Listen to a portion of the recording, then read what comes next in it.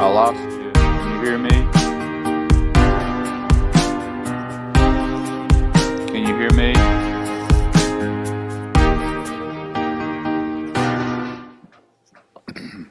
All right. Steve, we can't see you again, but we're live right now. Can you hear me? I was trying to talk to you to see where it was live. Yeah, I was trying to answer you, but you couldn't hear me. It's on my Facebook page, on the YouTube page, on my YouTube page. It's on my Facebook page. This ain't working. It's going live here in a second. Well, it's going live on Facebook. It's not started yet. Let me, it's recording though, so. Okay. All right.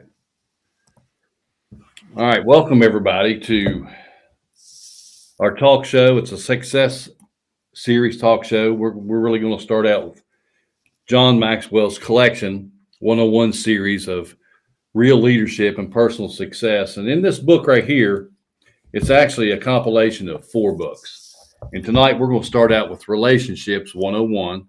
It has 8 lessons. We plan on doing eight weeks of talking about relationships. Then we'll move on to Equipping 101. And Terry, why don't you show them what the A stands for? Attitude and leadership. 101. So he calls it real success. R for relationships, E for equipping, A for attitude, and L for leadership. And tonight, well, we lost someone. Lost Pastor on here, but I think he'll probably might get back in. Tonight we have Thor, aka Steve Cook, with us. And I'm Dave, and I'm Terry. She's my wife. She's my better half.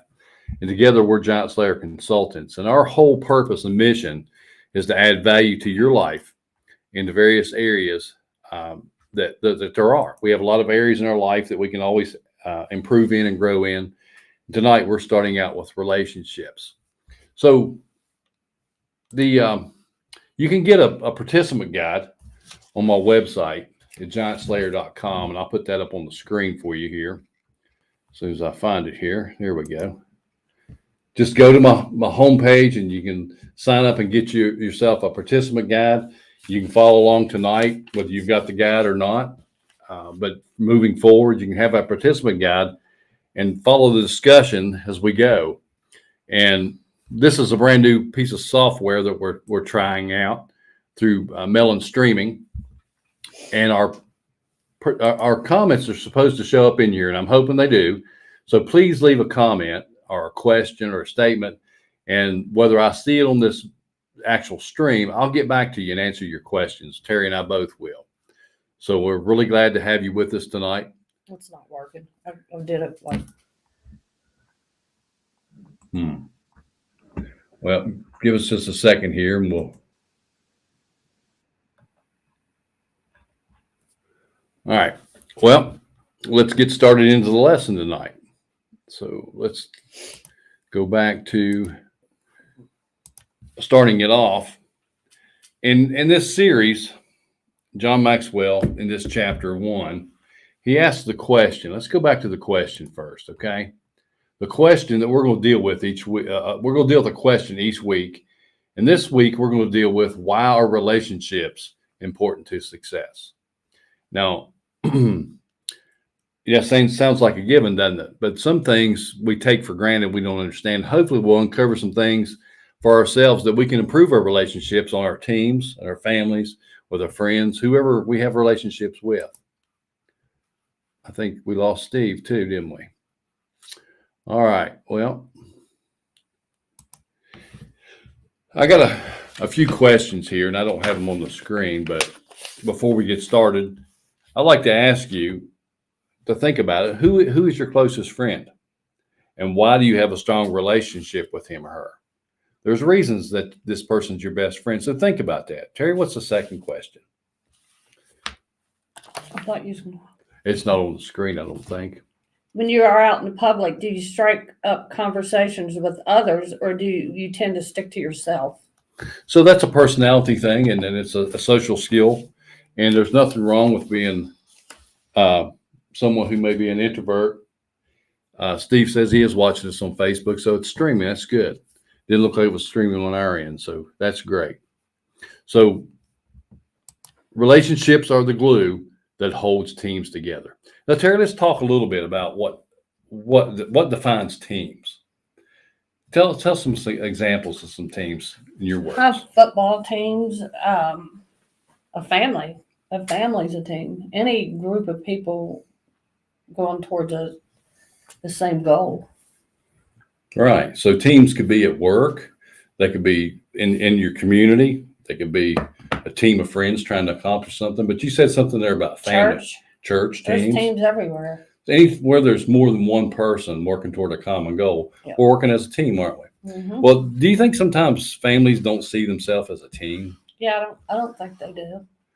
Maybe families could probably look at themselves as a family unit and start to work as a team. And to work as a team, don't you think we need to know what team principles are? Yeah. And defining those relationships and improving those relationships in the family so the team works and so better. that everyone knows the same goals that you're heading towards. Yeah. All right, Pastor's back with us. Let's see. There you are, Okay, I'm Pastor. on, Shorty. Can you turn your Facebook off? Heading towards. Yeah. All right, Pastor's back with us. Let's see. Yeah, I can hear you now. Can you turn your Facebook? There you Can you go. hear me? Yeah, hear you loud and clear. That's good. Let me see if I can change this view a little bit. No, that takes Terry out of it. Yeah, I don't want her out. I want. She's something too pretty, that isn't looks she? Yeah. I got the big mouth and she's got the looks, huh? nice. Okay. Well, we've got started and we talked about the first question we're going to talk about, which is why are relationships important to success? And the second statement was relationships are the glue that holds teams together. And Terry shared with us a little bit about what defines a team, what kind of teams there are. And we really got kind of focused on family and how family is a team. And any kind of team that's going to be successful needs to understand teamwork principles. And don't you think that if a family understood the principles of teamwork inside the family, that the family become less dysfunctional, more cohesive to achieve their goals? I What do you believe think, it Ben? would be for sure. Absolutely. I think teamwork applies to everything that's more than one person. Yeah. So, we're planning on doing a series at the church about families, and in that series, it's helping the family define who they are as a family, what their values are, and what their strategy is to achieve their main objectives. And too often as a family, we just kind of go about living life and being a family and not really defining our goals as a family. And then that's when when trouble or crisis happens, we fall into some dysfunction that we don't have to. All right. So the first statement here in the book is, Terry, what is that statement? Treat all people like they are important because they really are. Well, let's talk about that a little bit. We talked about this in church a little bit last night about treating all people like they're important. How can we not treat someone important? Give us some examples how we sometimes can overlook someone and not treat them as important as other people.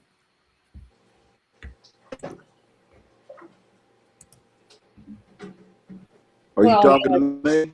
I'm talking to both of you.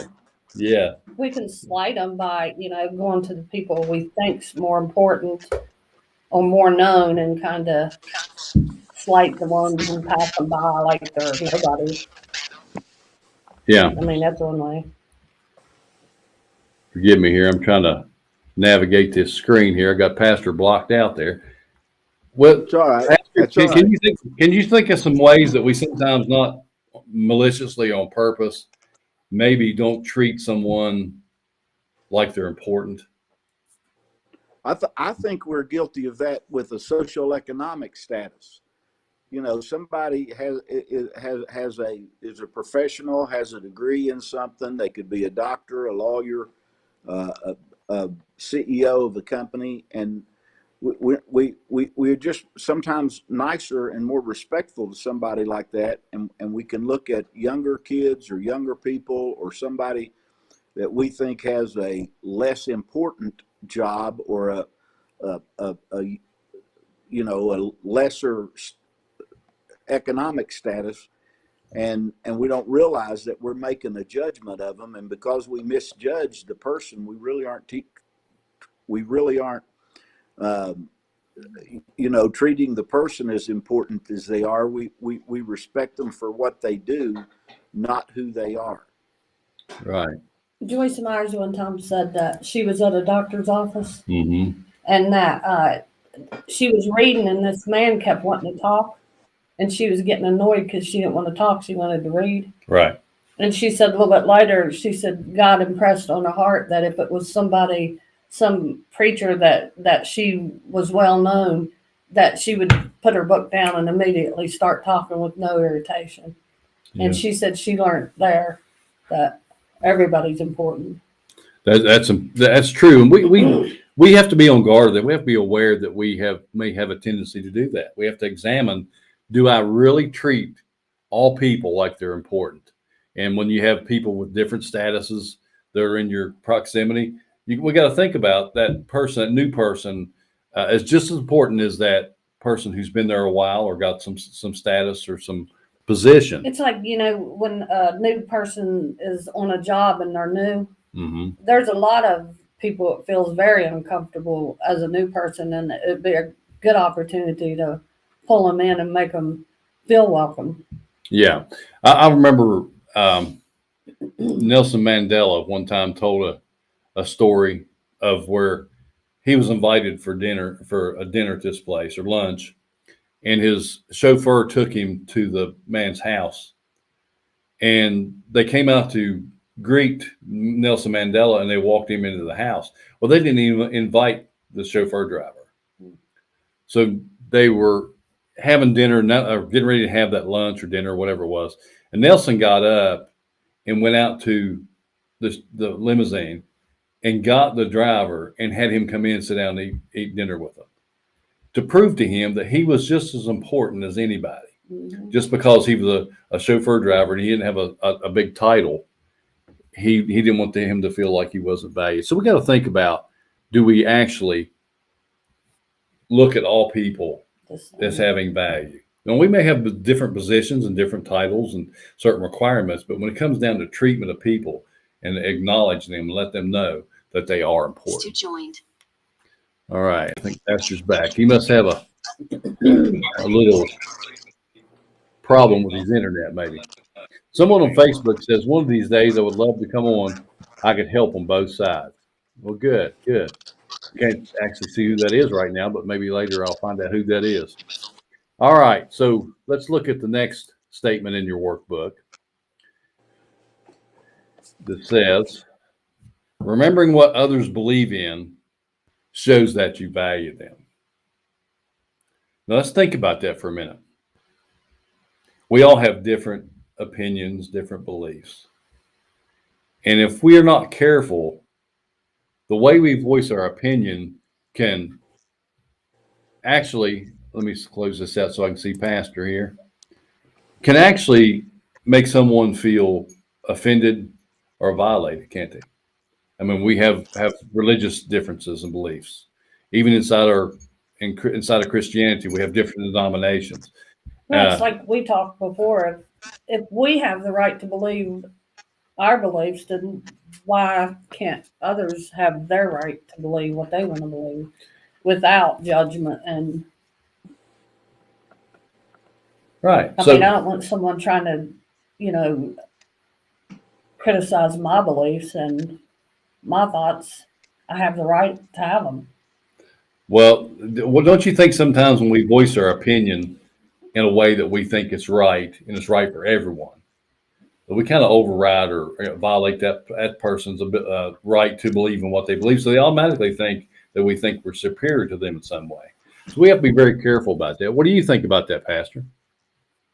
Well, I mean, I think you're exactly right. I feel like that's exactly what we do at times. We don't look at people the way we should. We don't,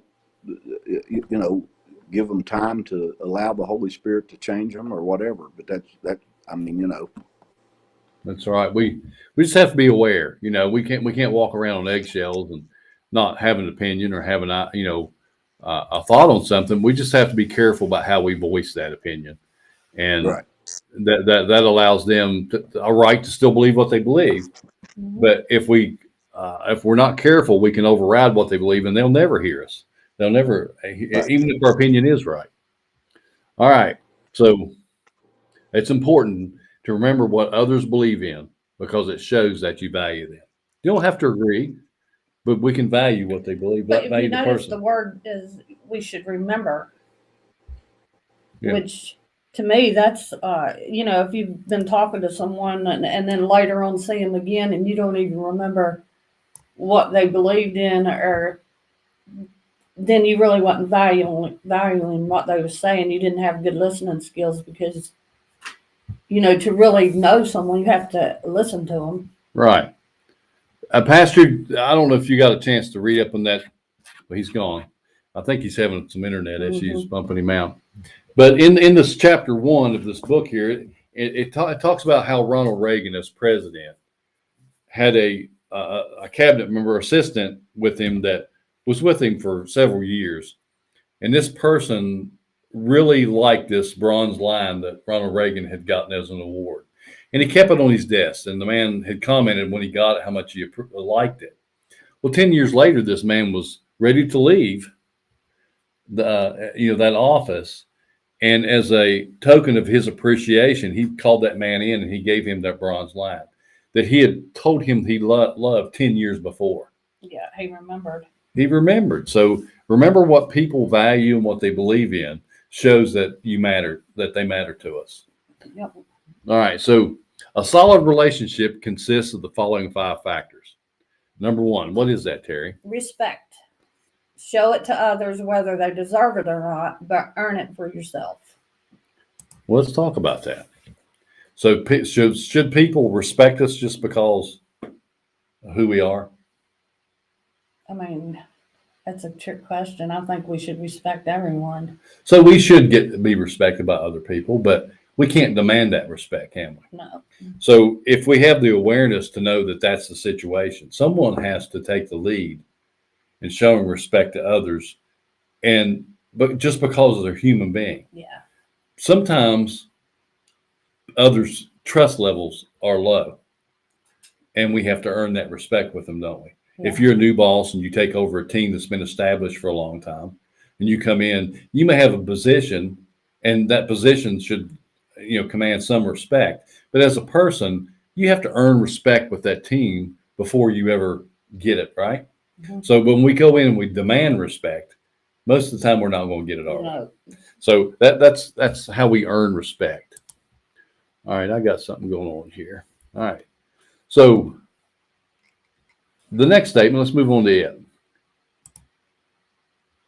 A solid relationship consists of the following 5 things, and we talked about respect.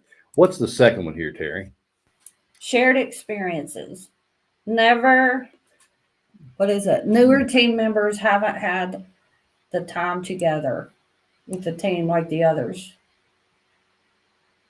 So you create it. You create the experiences with the newcomers, like at work. Like we was talking about the new person at work. Well, we can invite them over into the break room when we're having our breaks instead of just letting them do their thing all alone. And you have your little group here. You welcome them in. Yeah, they when people get together, they talk about things they've done together. They have memories. They have things they can share, whether it's happy times or sad times. So they have those experiences that defines that team. Which makes the one person feel left out because they don't have the experiences. Right. They actually feel like the newcomer, the outsider. So including that person in and creating new experiences with that person in time makes that person part of the team, don't they? Because those shared experiences make that team gel together. Those relationships improve. Now, there's other ways to do that too. If you're in the position where you are training your team or taking your team out to outings or whatever, to train them and empower them. Sometimes just bringing that new person on and including them in those kind of things makes that person feel like a part even more. You create that shared experience and that growth, which only strengthens the team. All right, let's look at number 3. All right, can you read that? Without trust, you cannot sustain any kind of relationship. Basic trust and vulnerability-based trust. There's a difference. Right, okay. Can you want to explain that, or you mean to explain it to them? Well, like you take somebody who is always on time for work, never misses their lunch break check-ins, and but they could be, not trustworthy in other areas. But you can trust them; they're going to be on time because they always are. Yeah, they can turn their work assignments in on time. They're faithful in getting those things done. Right. So when we talk about that, that's kind of basic trust, isn't it? Yeah. When we talk about vulnerability-based trust, when I say vulnerability-based trust, what does that mean to you? To me, it means you trust someone enough to reveal your weaknesses to them, knowing that you're not going to be judged or criticized. It's a deeper trust that allows you to be more of yourself. Okay. So being honest about, your fears, your concerns. Let's just say you're a leader and you've got a team. And your team, each person on that team has weaknesses and flaws because everybody does. And you have strengths on that team as well. But if nobody ever admits, hey, I need some help in my department, I need some help over here, but because they're afraid to admit that they can't do it or they need that help, you kind of lose trust with that person because they won't open up and tell you what they need. So to get that kind of trust onto your team as a leader, you don't come across as incompetent and say, I can't do this and I can't do that. No, you just admit that you've got some weaknesses that you're still working on. And a good way to do that is just as the leader, open the table and say, we're going to talk about some things and build some trust on this team. And I want you to know that I know I have my own blind spots. Can you tell me some things that I might be doing to hinder this team? And be big enough to accept that criticism or that feedback without being offended. Now, that's kind of tough if we have ego. Well, another thing is like when Autumn got the new supervisor, Mm-hmm. and she said that the supervisor could do some of the things way better than she could herself. Yeah. And she wasn't Threatened. She wasn't threatened, and she let the supervisor know, so that built the team better because they play. One has the weakness, but the other has the strength there, so they balanced each other. Right. And Autumn, as being ahead of that supervisor, she wasn't so prideful not to say, "You're much better at this." That when you're open and honest like that with each other, the threat actually goes away, because if we're not open, there's a reason we feel threatened for some reason. We're afraid someone might find out that I'm weak in this area, or someone may find out that they're better than me and they may be looking to get my position. And sometimes a leader thinks they have to know it all. Yeah. And that's not what a leader does. A leader leads a bunch of people that knows things that the leader doesn't know. Right. It doesn't mean that we can be a leader and be incompetent, but we have to draw on the strengths and the abilities of each member of that team, which makes the team stronger. That's right. But in the first place, we have to admit that, hey, I need you, and that's vulnerability-based trust. All right. So where are we at? Number 3. What is number 3? Oh, we just did 3, didn't we? We're on 4. Yeah. All right. Well, this is reciprocity. This is where you the one I can't pronounce. I have trouble with it myself too. But basically, it means on a team and in a relationship, it has to be a give and take. If you're always giving and the other person's taking, what usually happens there? The relationship can't last. And because you feel like the other person doesn't value you or the relationship. Let's take a marriage, for example. If someone's married and one person seems to be giving all the attention, trying the hardest to make that relationship work, because they love the other person. They also value the relationship, but the other person keeps taking and not working on that relationship. One person in that relationship has got some selfishness in them, don't they? So we have to be aware if there's not give and take, because there has to be both in a relationship, because we can't always have it our way. So give your attention to the hopes and dreams of others rather than always trying to get others to fulfill your needs and dreams. Now, if you're a leader and you're trying to lead a team, you got to understand that the people on your team have hopes and dreams too, don't they? Yep. They come to work every day and they're working on the vision, they're working on the mission of the organization. But at the same time, they go home every day. They have a family, maybe, and they have hopes and dreams for themselves. Being able to find out what their hopes and dreams are, one thing, lets that person know that you care. Secondly, it helps you to position those people on that team to make the big vision that you're working on better and be able to empower that person to fulfill their dreams and needs too.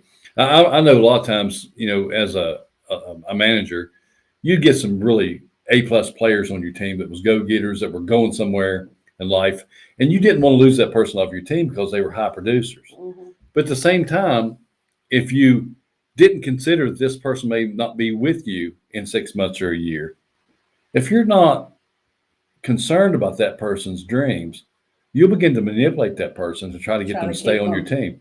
So we've got to realize that they may not be there, but at the same time, that when they leave, how they gonna feel about you as a leader and that relationship with you had. Do they feel like you use them, or do they feel like you helped propel them? That you cared. That you cared enough to help them fulfill their dreams too. All right. So the fifth one is what, Terry? Mutual enjoyment. When people on the team like each other, even unpleasant tasks can become enjoyable. I like this one because you told me a little story. It was a great example. Tell the audience. Me and my daughter she has a cleaning business, so we was cleaning toilets. But the job's not so great, but we was laughing and talking, we enjoyed it. Time went by fast because we like each other. Yeah. Because we're friends, and if you're doing that with someone else, that you could go a whole different way with that. So it made all the difference in the world. Oh yeah. To be in a relationship that you valued, to do those unpleasant tasks. Yeah. And I've seen people come along who something bad had to be done that nobody really wanted to do, and they jump in there and take the lead, and they just bring this positive energy to it, and they'd have fun. Pretty soon the whole team's having fun, and pretty soon the thing's knocked out. Yeah. And then we can kind of laugh about it afterwards, but also be proud that we knocked out a difficult task together and enjoyed it while we were doing it. All right, so we're about ready to wrap up this lesson for tonight, but I want to talk about what the main points of this lesson were. Terri, what was the number one main point? Until your people skills are strong, your influence will remain weak. Right. And the second part of that is only very tiny visions can be accomplished alone. To achieve anything worthwhile, it involves working with a team. So we can accomplish a lot by ourselves sometimes, but a lot of times that vision is a small vision. I see this sometimes with entrepreneurship. Yeah, someone will start a business, and because they're an entrepreneur, they want to do it their way, and that's okay. But they get so far, and the business can only grow so far, and they work themselves to death. They got to work 60, 70, 80 hours a week just to make that business thrive, because they haven't understood that they need to develop a team to make that business expand and grow. So we can have all kinds of specialized knowledge and skills in a certain area and be a specialist at it, and we can do well at it. But if we ever want it to grow and expand, we've got to grow the people, don't we? Because it's the people that makes the business or whatever it is grow. It kind of makes me think of someone building a house. Mm-hmm. If they're doing it on their own, they've got a long road ahead of them.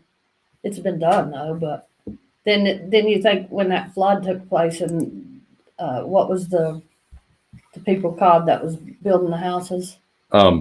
Samaritan's Purse and the Mennonite Yeah, groups. when they all got together, they had houses up like quick.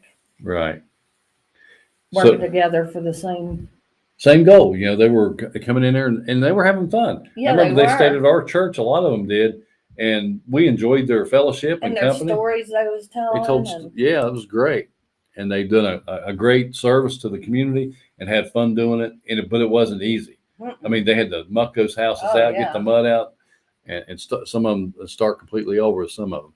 So the third point was to increase or multiply our influence. We must learn to connect with others in mutually productive ways.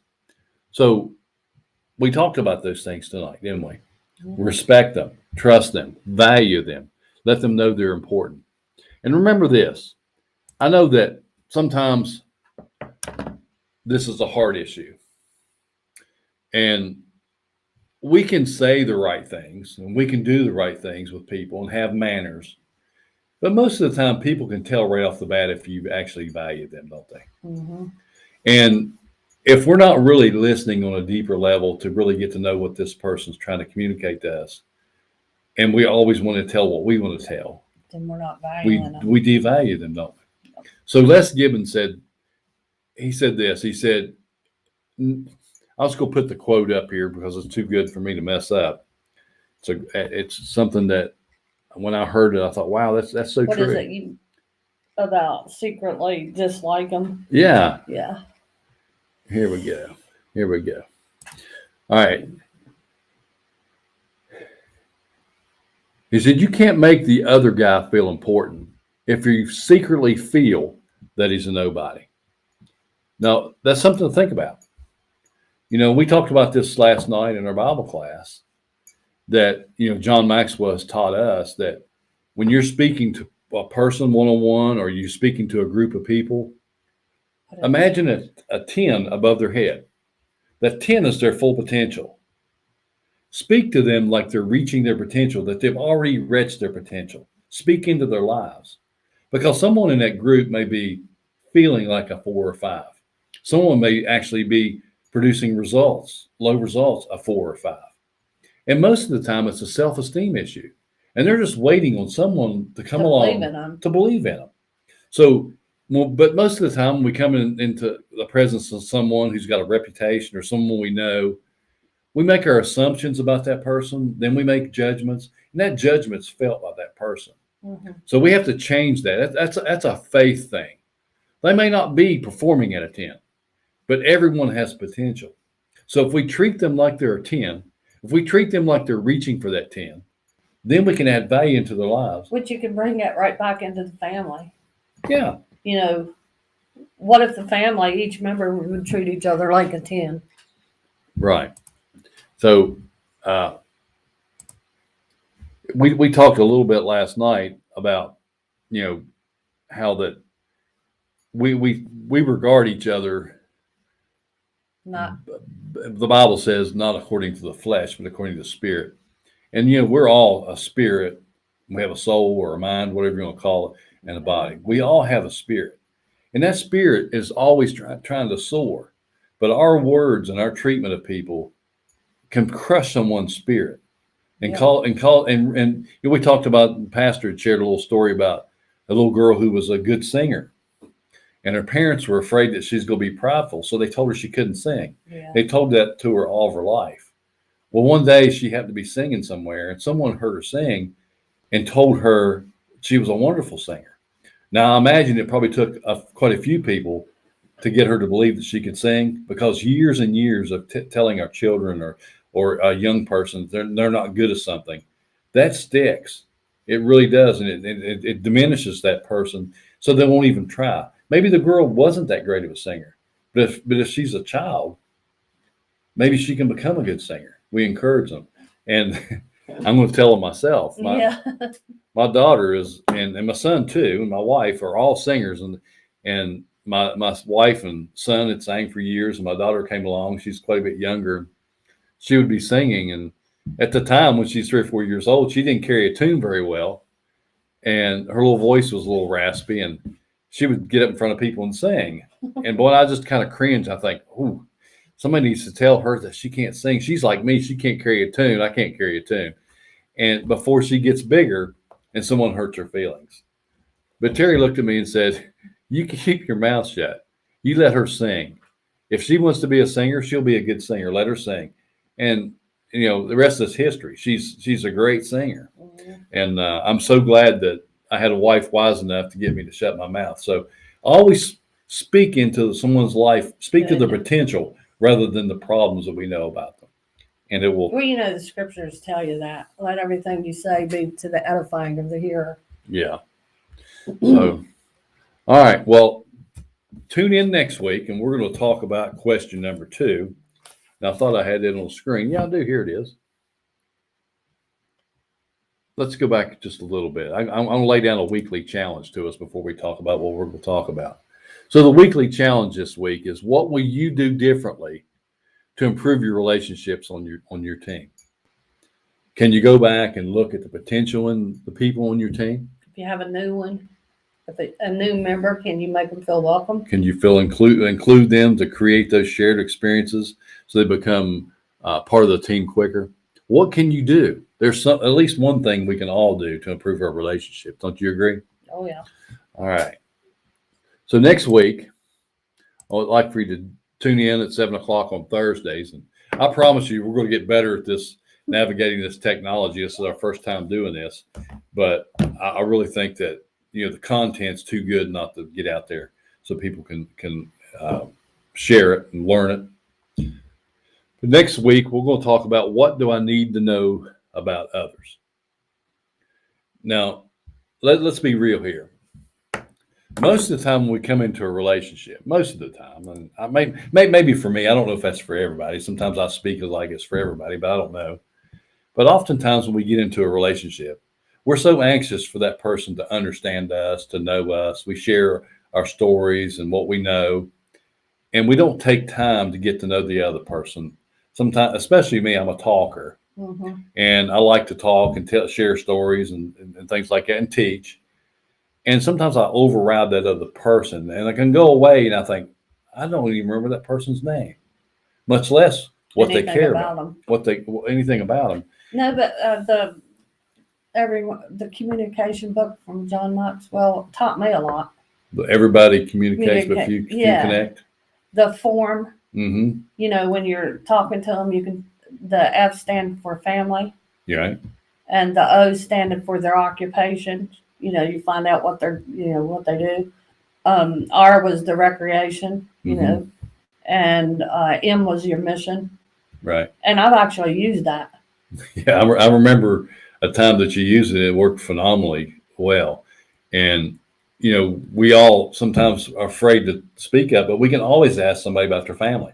Everybody wants to talk about their family, or most people do. Yeah. And people like to talk about their job, whether it's good or bad. Mm-hmm. And would like to talk about what we like to do for fun. Now, the mission part usually comes after you've had a discussion about the first 3 parts. Yeah. Because when you jump in, you want to know what a person's about. What are you about? What's your life about? You're kind of jumping in head first, and you don't get a chance to really know that person. So that's kind of a organic part of that conversation that eventually gravitates to. But it's a great FORM, form. And I remember Terri using it at a family reunion one time. And, a lot of people thought that Terri was standoffish, but it really wasn't that. She has a hard time hearing sometimes. When she'd get around people, she would just get so frustrated because everybody's talking. She couldn't hear them, and she felt like she wasn't able to participate. But I remember watching you as I was barbecuing. You were going up to each person in our family, and you engaged them. You put it into practice right away. It was after I read that book. And it changed the dynamics of your relationships with a lot of people in the family that you've been family with for years. Mm-hmm. So take the initiative to find out about the other person, because everybody likes to talk about themselves. Yeah. And Stephen Covey said it best. He said, seek to understand before seeking to be understood. And that's a discipline. All right. So tune in next week, 7:00. And we're going to go into question number 2, and hopefully we'll work out some of the bugs of this streaming. All right. You have a great night. Have a great week. Work on your relationships.